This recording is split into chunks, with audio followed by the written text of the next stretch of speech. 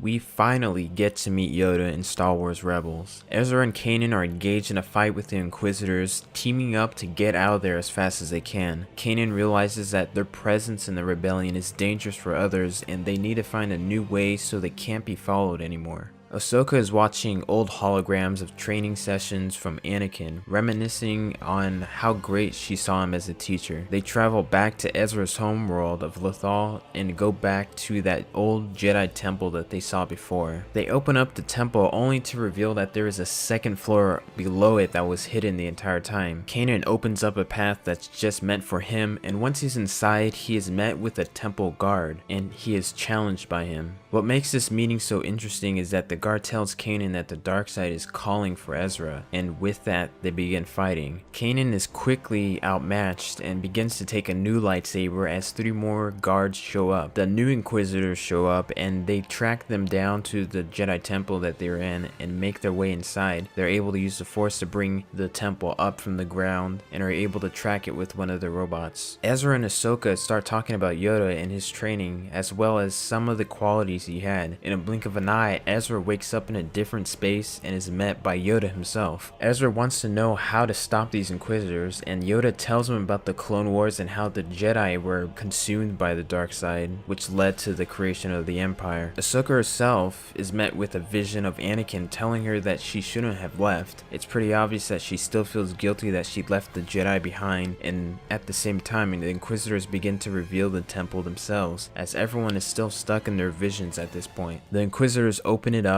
and make their way inside the temple as it's collapsing. Kanan is once again outmatched by these guards and begins to realize that he can't save Ezra, which turns out to be exactly what the temple guards were trying to tell Kanan. And with that, the temple guard reveals himself to be the Grand Inquisitor from before, who tells him that he can still be what he once was, implying that the Grand Inquisitor was once a temple guard who for some reason turned to the dark side. We have yet to really know anything more, but to know that he was once a temple guard, a part of the Jedi. And Yoda tells Ezra that he needs to go to Malachor as his next journey. The Inquisitors are met by the Grand Inquisitor and other temple guards before they are taken out by them. Not so much killed, but slowing him down enough for Kanan and the rest to escape. The group make their way out safely and are saved by Chopper as the more Imperial forces make their way to them. I did like this episode, and by far the most interesting aspect was Kanan's battle with the temple guards. We already had speculation on who the Inquisitor could be, but now having confirmation makes a bit more sense, and it does make the story overall more interesting. Also, it's heavy implied that Ezra is going to be seduced on the dark side at some point, and Kanan is going to have to let that go at some point. Will he become a new Inquisitor? It's always possible, but this was a really good episode of Rebels, and now that Vader is back, it's going to be more interesting as we get closer to the finale. So until then, see ya on the next episode of Rebels.